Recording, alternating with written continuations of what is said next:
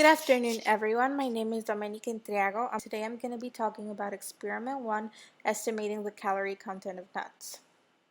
The formulas that we're going to be using today is the amount of energy released in calories, which is equal to the mass of water in grams, the change in temperature in degrees Celsius, times the specific heat capacity of water, which is going to be in calories over grams degrees Celsius.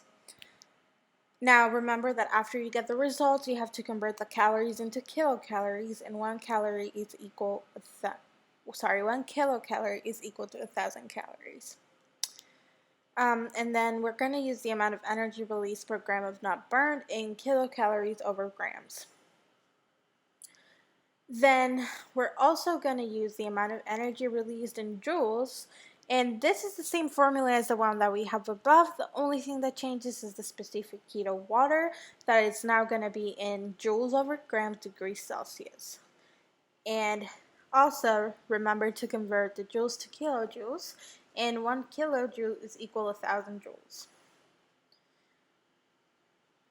And likewise, we're going to use the amount of energy released per gram of nut burned, which is going to be our kilojoules over grams.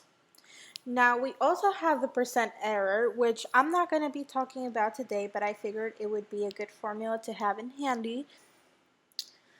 Now, the problem from the lab manual in page 5 is the one that I used as an example today. And it says a student follows the procedure for this experiment and burns a peanut. The peanut weighed 0.780 grams before combustion and 0.054 grams after combustion. The temperature change of an aluminum can filled with 200 milliliters of water was 15.3 degrees Celsius. And it gives us a density of water that's equal to 1.00 grams over milliliters. I took the liberty to also get these results for you. The mass of the peanut burned 0.26 grams and the mass of water 200 grams. Now for part A, we're going to calculate the amount of energy in kilocalories that was released. Part B, calculate the amount of energy released in kilojoules. Part C, the amount of energy per gram of burned nut in kilocalories. And part D, the amount of energy per gram of burned nut in kilojoules. So part A, amount of energy released in kilocalories, we're going to use our specific heat of water that's equal to 1.00 calories over grams degrees Celsius. So we're going to use the formula from the previous slides, and that's going to equal to 200 grams times 15.3 degrees Celsius times 1.00 calories over grams degrees Celsius. And then we have left 3,060 calories. With that, we're going to divide by 1,000 calories so we can get our kilocalories, and that's going to equal 3.06 kilocalories.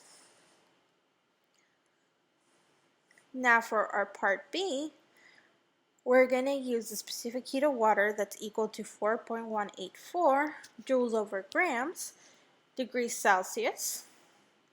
So the formula from the previous slides, and we do 200 grams times 15.3 degrees Celsius times 4.184 joules over grams degrees Celsius, and we have 12803.04 joules. And when we divide that by 1,000, we have 12.80304 kilojoules, and if we round that up, we have 12.80 kilojoules. Now we have to get the amount of energy per gram of nut burned in kilocalories. So we're going to use the mass of the peanut burned, which is going to be our kilocalories over grams, and then 3.06 kilocalories over 0.26 grams is equal 4.21487633 kilocalories over grams. And then if we round that up, we have 4.21 kilocalories over grams. Now for part D, we're going to get that amount in kilojoules. So the mass of the peanut burned, remember, is 0.2726 grams. So we're going to use our kilojoules over grams. And we get 12.80304 kilojoules over 0.726 grams, which is going to equal 17.6350432 kilojoules over grams, and that's going to equal 17.64 kilojoules over grams, rounded up. Thank you so much for watching.